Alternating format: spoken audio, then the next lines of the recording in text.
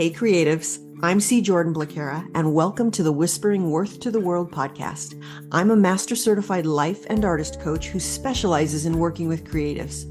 This is where I share what I would tell my younger self if I could, what I've learned about the art of being human, about our inherent divine equality, and how it all relates to navigating our creative expression in the world.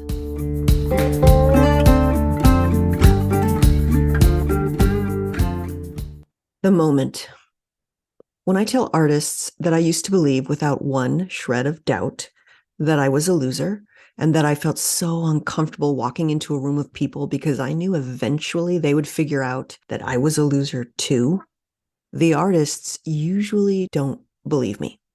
They'll say, "That's hard to believe. You seem so comfortable and confident. I mean, I'm looking at you and you seem so fine." And I understand why they might think that. I'm usually talking to them publicly. I make my creations and put them in the world. I sell them and I raise the price and I sell again hard. I've talked myself into why what I want to create has value, who would benefit from it, and how their lives will change. I'm finally making money at it. I say, "Artists, world, hey, look at me. Look at what I made. I think you'd like it. Come join me. Come see how amazing it is." Of the people who hear my message, most of them, the vast majority, a gigantic percentage of them say no. But if they say yes, they will probably end up in a room with me, online or otherwise, where I will tell them, "I am just like you. I am mortal. I bleed. I hurt. I have a human brain. I am not invincible. I ache. I worry. I create suffering for myself. I suffer. I have big dreams, but I also don't want to do what it takes to create them. And I don't feel like doing what's on my to-do list. I hear the ticking of time passing just like you, tick tock, tick tock. My mother lost her mind to Alzheimer's. I know that things can change at any time, in a second, and they often do, and time is fleeting, and we have no idea how much more of it we have left.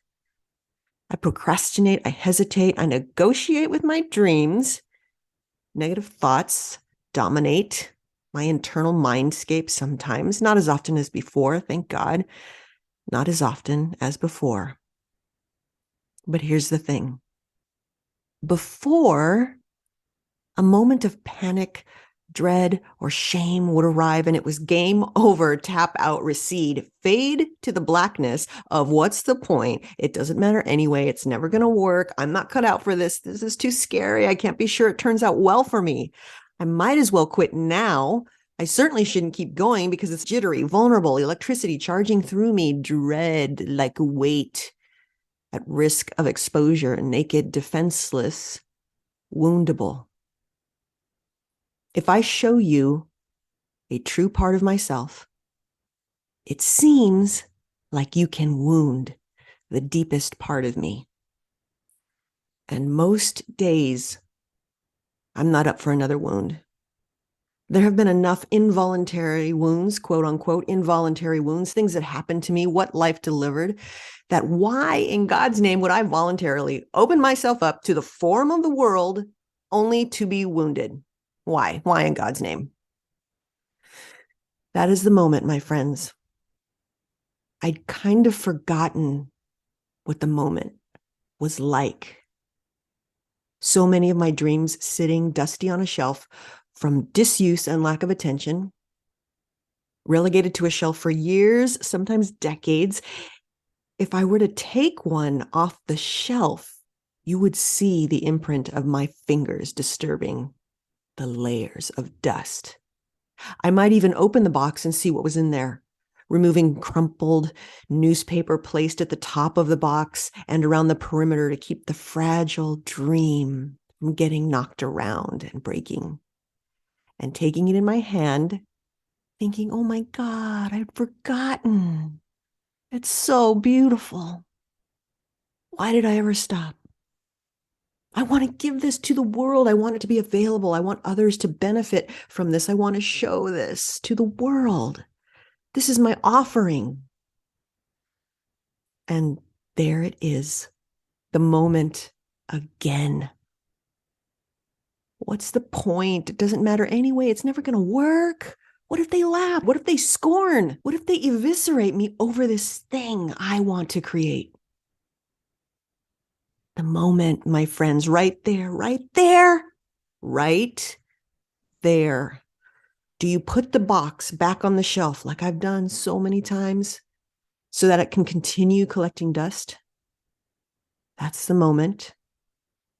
That moment right there. Can you find a secret passage through that moment that says stop right here? What can get you through that moment to the other side just for now, just enough to meet the moment and not shut down, retreat, or turn back? What could keep you from stuffing the crumpled newspaper back around your fragile idea and putting the box back on the shelf? How can you meet the moment and create just enough of an opening to take the next tiniest step? And then lather, rinse, repeat by meeting each moment like this, one by one by one by one, finding your way through a very uncomfortable moment and then getting to the other side and keeping going. I've found my way through by answering this. What is the point? Why does it matter? What work am I willing to do for what matters to me? When they, oh, that fucking they, that amorphous they that seems to hold so much power over me, when they laugh, mock, or hate, what will I do? Can I trust myself to be there for myself in the recesses of my own mind where it matters the most? When my brain screams, see, I told you so, there is no point. It doesn't matter anyway. It's never going to work. They laughed. I told you they would. How humiliating, mortifying. I cannot take this feeling of humiliation and mortification, shame, dread, these vibrations in my body that seem to signify that I have not only failed at something, but that I am a failure. What in the F is wrong with me? What then when the brain is railing? I will do my very best to meet the moment within myself. After the gut punch, after I pick myself up from the floor, I talk to myself like a child in pain. Oh, sweetie, tell me all about it. You put your whole heart out there and they laughed. I'm so sorry. Oh my God, I know that it hurts so bad. I know. I'm here. I'll listen. As long as it takes, every word, tell me everything. And then I am there for myself, witnessing my own pain. And these questions are important. Question one, what's the point? Yes, what is the point? The point is that I want to create this with my whole heart, this thing, whatever it is, whatever yours is. Question two, why does it matter? It matters because I love expressing myself. I love co-creating with that which made me. And not only that, I want the people who could benefit from what I create to benefit from it. And if I want that, there is no avoiding putting it out into the form of the world. And I am willing to work for this creative expression. And I have found that making the thing itself, the song, the performance, the painting, the choreography, the album, the play, the book, the course, the product is hard. And that's hard enough. Just to bring that thing you see in your mind and your imagination out into the world, to make it, to create it. So many moments to meet just in the creation of that thing. But here's what I want you to know. Once that thing is finally made, finally, and sometimes it feels like forever, the work has just begun. The real feat is how you meet the moment when you want to draw back from showing it to the world, where inevitably there will be a series of new moments. Count on it. In my experience, the moments don't disappear. In fact, when you are finally going to show your thing to the world, that's when the moment intensifies. That's when it's all on the line. That's when the brain rails loudly and when the vibrations in your body are the most uncomfortable, at least the vibrations in my body. Don't expect the moments to disappear. They don't. but they can be transformed, transcended, rewired, reseen, reknown, experienced in a whole new way so that you can continue moving forward with the next tiniest step. Isn't that what a dream is? It's just a fuck ton of tiny steps taken in sequence until you make that dream come true. Always just the next tiniest step, often with a jitter in your heart or a kaleidoscope of butterflies in your solar plexus or a pit of dread in your stomach. And the more I meet these moments, the more I allow myself to do, to create, to be, the more I am me. Mortal me.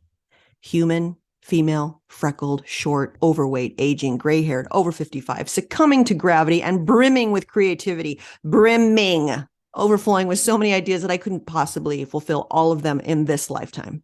And here I am, trying to surrender to another moment. Can I find a way through this dread-filled, panic-filled, terrifying, treacherous, shame-inducing, clenching moment where I want to collapse, retreat, and hide? Like I've done so many times before, I might add, so many mind-gripping times before. Yes, I can now move my way through the moments way more often than before. I have practiced meeting the moment over and over and over again and again and again. It's a pile of moments. I can find my way through, not always, not perfectly, but so much more than before with so much more grace and compassion. And so can you. It just takes a little practice. The moments don't necessarily go away. I think there will always be moments. I think it's part of why we came, you and me, all of us here on this planet. But how we meet those moments can change everything. The moments can happen less frequently and with less intensity. They can have less power over you. Many of the moments soften, or they seem to. I can't quite figure out if it's because I've slowly but surely built the capacity to meet the moments. So what once felt like a heavy ass weight now just feels doable, 5-pound weight. Or maybe they are fewer and far between and they happen less often. I'm not quite sure. But either way, it's better now. I can say that I'm less afraid of that moment. It may feel just as jittery, but I'm a little bit less afraid of it now. I have the confidence of having made it through so many times before, small moments, huge moments, many, many moments, but they have not disappeared yet. That's my personal report from the road. They have not disappeared yet, my friend, and I don't think they're going away. I think they are an intrinsic part of life. And if I had known this earlier, if I could have whispered in my own ear that this is just part of life, I would not have backed down from the mountain of moments that I did in my life. I thought the jitters, I thought the dread, I thought the fear of mortification said, oh no, danger, danger, turn back, don't take this path. But if I knew that I could meet the moment just one at a time, I would have created more and hidden less. Try it. I don't think you'll believe me until you try it. And until you've made it through more than once, until you've gone, what was I so afraid of? That wasn't so bad. Oh my goodness, I made it through. And then, oh my goodness, I made it through again and again. Oh shit, here's another one. Damn it, another moment, another moment. Okay, fine. I'll meet it again. Hey creatives, want to learn more? Go to www.createanyway.today/about.